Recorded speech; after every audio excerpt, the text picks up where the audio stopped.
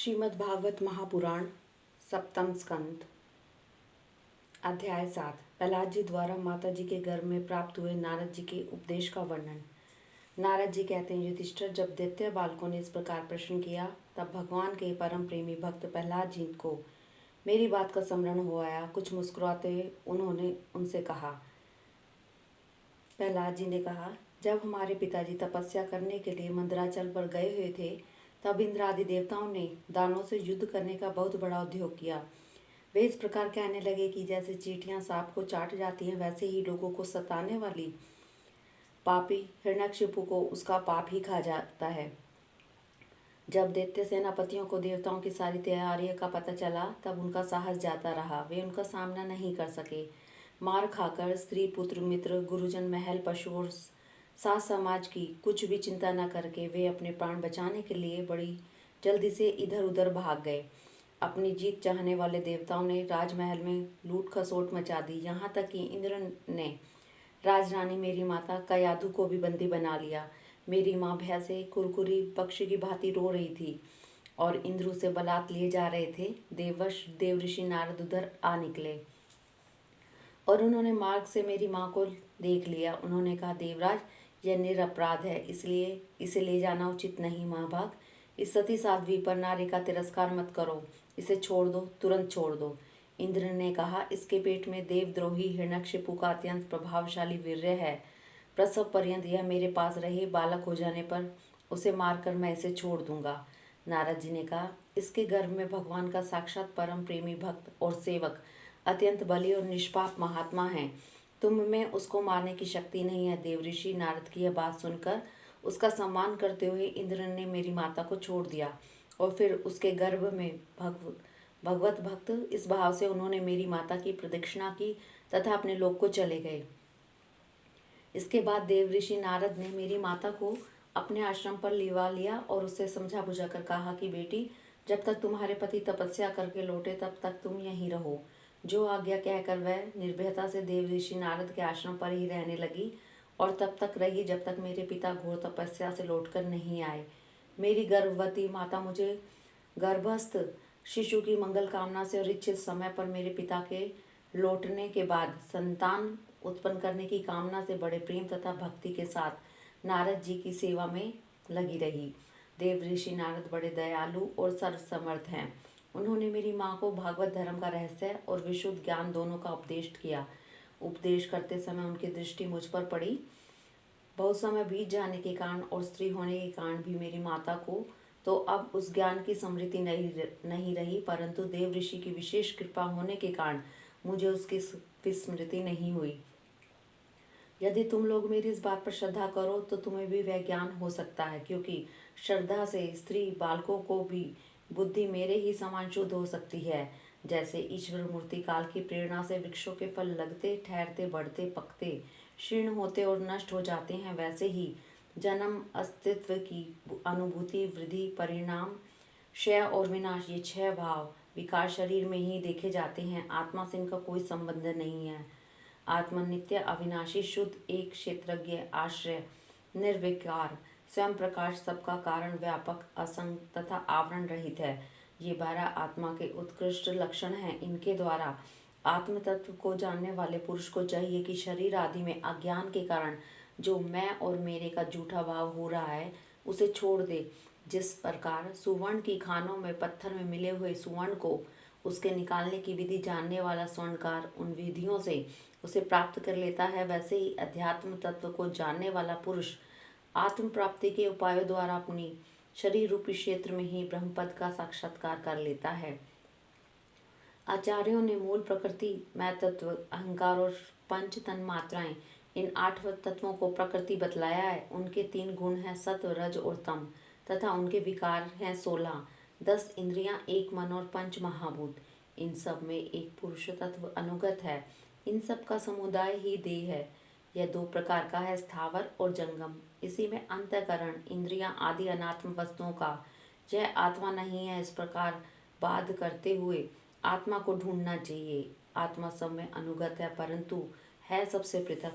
इस प्रकार शुद्ध बुद्धि से धीरे धीरे संसार की उत्पत्ति, स्थिति और उसके प्रलय पर विचार करना चाहिए उतावली नहीं करनी चाहिए। जागृत, स्वप्न और सुषुप्ति ये तीनों बुद्धि की वृत्तियां हैं। इन वृत्तियों का जिसके द्वारा अनुभव होता है वही सबसे अतीत, सबका साक्षी परमात्मा है। जैसे गंध से उसके आश्रय वायु का ज्ञान होता है, वैसे ही बुद्धि की इन कर्मजन्य एवं बदलने वाली तीनों अवस्थाओं के द्वारा इनमें साक्षी रूप से अनुगत आत्मा को जाने। गुणों और कर्मों के कारण होने वाला जन्म मृत्यु का यह चक्र आत्मा को शरीर और प्रकृति से पृथक न करने के ही कारण है।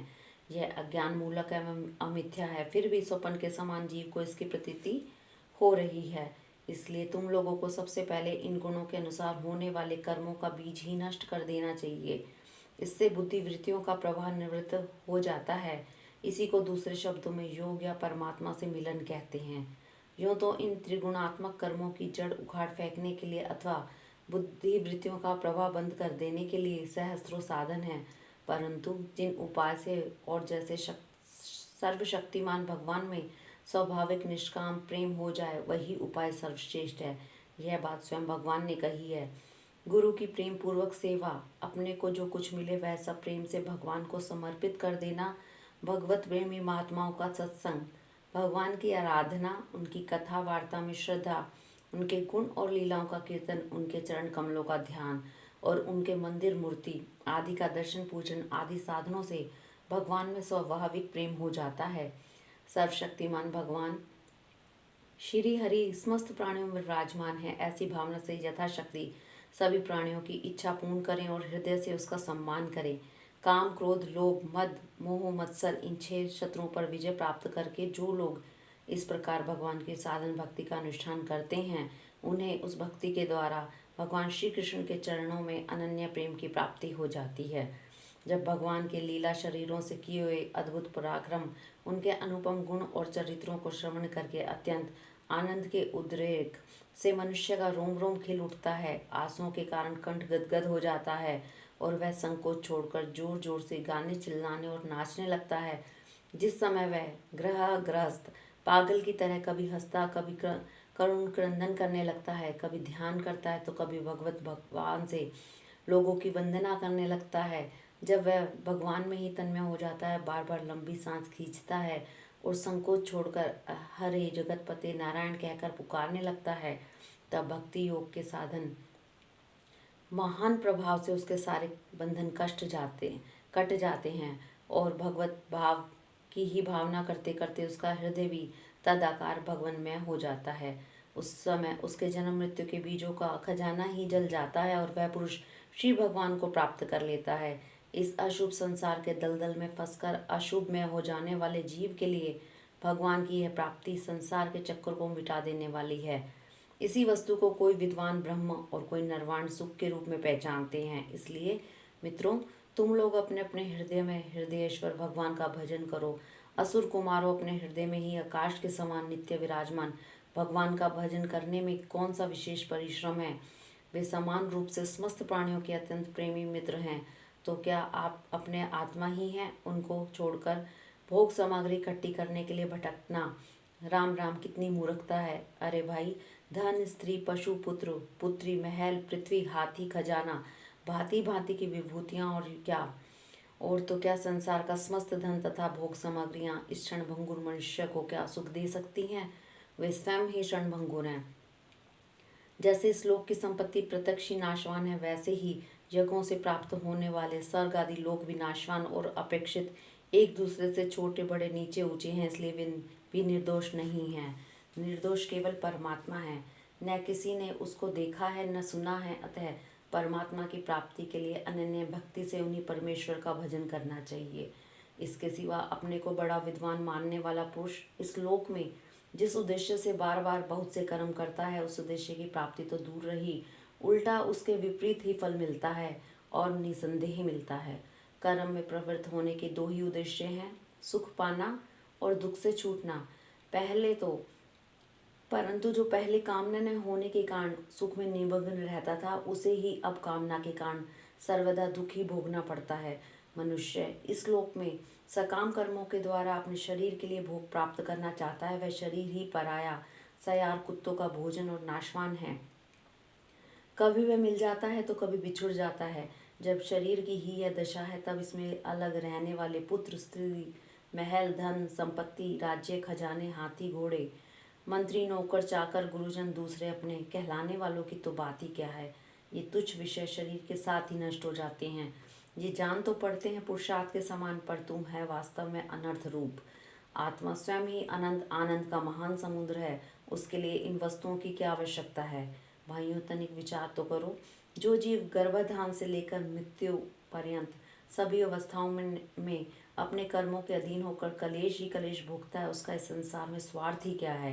यह जीव सूक्ष्म शरीर को ही अपना आत्मा मानकर उसके द्वारा अनेकों प्रकार के कर्म करता है और कर्मों के कारण ही फिर शरीर ग्रहण करता है।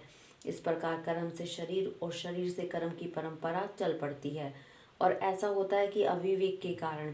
इसलिए निष्काम भाव से निष्क्रिय आत्मस्वरूप भगवान श्री हरि का भजन करना चाहिए। अर्थ, धर्म और काम सब उन्हीं के आश्रित हैं, बिना उनकी इच्छा के नहीं मिल सकते। भगवान श्री हरि समस्त प्राणियों के ईश्वर, आत्मा और परम प्रियतम हैं। वे अपने ही बनाए हुए पंचभूतों, सूक्ष्म भूत आदि के द्वारा निर्मित शरीरों में जीव के नाम से कहे जाते हैं। देवता, दैत्य, मनुष्य, यक्ष और गंधर्व कोई भी क्यों न हो, जो भगवान के चरण कमलों का सेवन करता है, वह हमारे ही समान कल्याण का भाजन होता है। दैत्य बाल को भगवान को प्रसन्न करने के लिए ब्राह्मण, देवता या ऋषि होना, सदाचार, विविध ज्ञानों से संपन्न होना तथा दान, तप, यज्ञ, शारीरिक और मानसिक सोच और बड़े बड़े व्रतों का अनुष्ठान पर्याप्त नहीं है। भगवान केवल निष्काम प्रेम भक्ति से ही प्रसन्न होते हैं, और सब तो विडंबना मात्र है। इसलिए दानव बंधुओं, समस्त प्राणियों को अपने समान ही समझकर सर्वत्र विराजमान सर्वात्मा सर्वशक्तिमान भगवान की भक्ति करो। भगवान की भक्ति के प्रभाव से दैत्य, यक्ष, राक्षस, स्त्रियां, शूद्र, गोपालक, अहीर, पक्षी, मृग और बहुत से पापी जीव भी भगवत धाम को प्राप्त हो गए हैं। इस संसार में या मनुष्य शरीर में जीव का सबसे बड़ा स्वार्थ अर्थात एकमात्र परमार्थ इतना ही है कि वह भगवान श्री कृष्ण की अनन्य भक्ति प्राप्त करे। उस भक्ति का सब रूप है सर्वदा सर्वत्र सब वस्तुओं में भगवान का दर्शन। हरि ओम तत्सत।